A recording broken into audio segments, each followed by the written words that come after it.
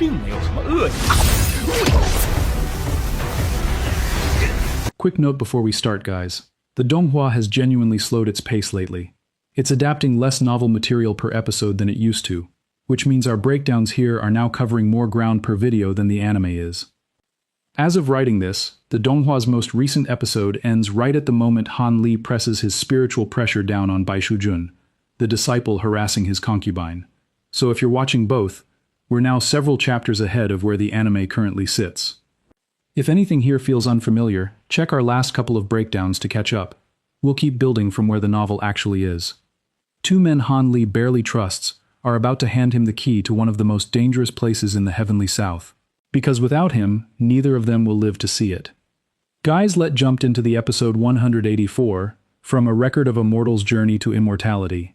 Also, quick recap of ground we've already fully covered. Han Li reunited with Mu Peiling in Soaring Heaven City, dealt with the pestering core formation disciple Bai Shujun, and got summoned by a mysterious white-robed Heaven Peak sect elder named Lu Wei Ying via Jade Slip. He then sat in on the official War Council Hall, where Sect Master Wu Peng and Lady Qi laid out the Mulan crisis. The soul-devouring spell warriors, the unblockable red-black restraint treasure, Han Li's own sharp read that the Mulan were shifting toward a decisive war rather than the usual attrition. Afterward, he was pulled aside by the dying ancestor Ling Hu of his old sect, Yellow Maple Valley, who first offered him the entire sect as inheritance, refused, then negotiated a 3 treasures for 3 favors deal, handing over the Blue Light Shield, a Grade 7 Demon Core, and a mysterious black jade talisman capable of the terrifying Profound Ghost Hand. That whole sequence wrapped with Han Li walking away and, for the first time all day, reading Lu Wei Ying's Jade Slip with real hesitation on his face. This episode picks up right there. Han Li reads it again, turns it over in his mind, and finally commits. The Jade Slip dissolves in a flash of azure light, and he sets off in the direction it described. The trail leads him through most of Soaring Heaven City to a remote corner and an unremarkable mixed goods store with a black wooden sign reading Jade Union Pavilion. Inside, it's exactly what it looks like on the surface. A modest 20-meter hall stocked with common materials and talismans, tended by an ordinary-looking, low-cultivation shopkeeper in gray robes, buried in his ledger. Han Li's spiritual sense confirms the man is only chi condensation stage. Nothing here should matter to a nascent soul cultivator at all. But the moment Han Li hands over the green jade slip, the shopkeeper's whole demeanor flips. He pockets it instantly, asks respectfully for Han Li's name, and the second he hears Han Li, his face lights with recognition. The martial ancestor had already mentioned Senior Han would be coming, just not this soon. He leads Han Li to the back, into what turns out to be a cluttered warehouse of cabinets and trunks. And here's a nice bit of craft worth noting, the kind of detail that tells you this operation is being run carefully. The shopkeeper pushes a hidden mechanism to split 2 cabinets and reveal a stairway, explaining that the concealment is deliberately mortal-built rather than spell-based, specifically so that any wandering guest's spiritual sense wouldn't pick up on a restriction. Then he steps on a floor tile, and a wall groans open into a hidden passage, at which point the shopkeeper stops cold, apologizing that he isn't qualified to go any further. Senior must continue alone. Han Li's spiritual sense catches a faint spiritual chi fluctuation and a restriction layered across the passage. Nothing sophisticated, just a basic spirit obstruction barrier, one he could easily force through if he wanted. But he hesitates anyway. He trusts that Lu Wei Ying wouldn't try anything reckless inside Soaring Heaven City itself, but walking into a sealed, unknown space with someone whose loyalties he can't verify still doesn't sit comfortably. And here's a genuinely nice character beat.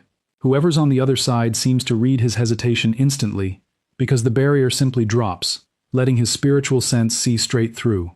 An unmistakable, deliberate gesture of trust.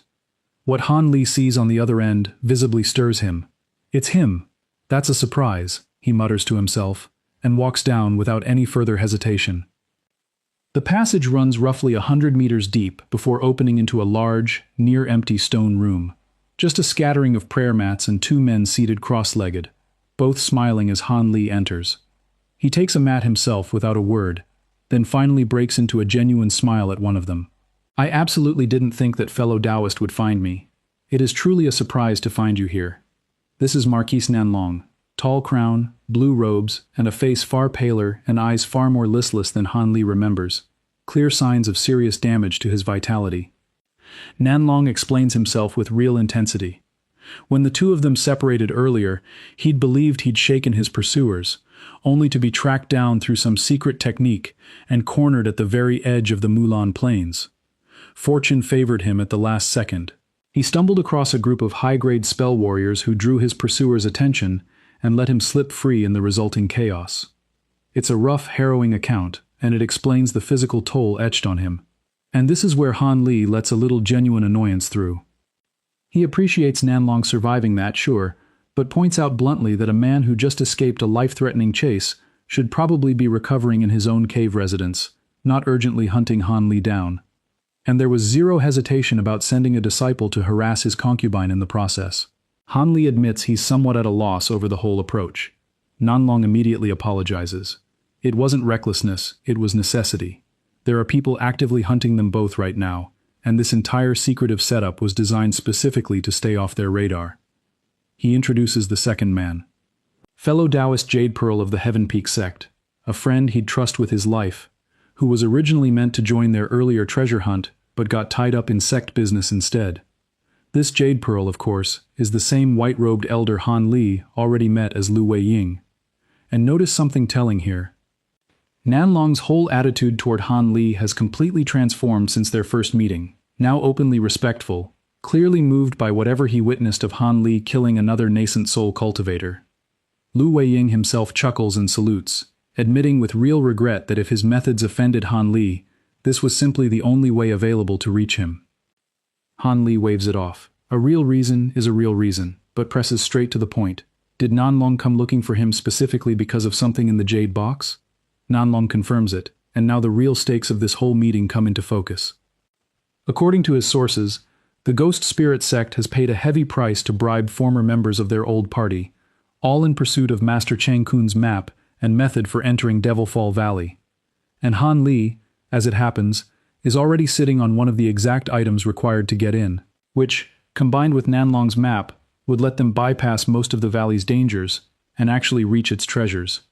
And that's when it clicks for Han Li, and this is the moment worth savoring, because it's been building for a while. An item essential to entering Devilfall Valley? Do you mean the black ring? Nanlong lights up, real color returning to his pale face for the first time. The Heaven-Earth ring is truly in Han Li's possession. This is great. Now here's the payoff, and it's worth pausing on properly.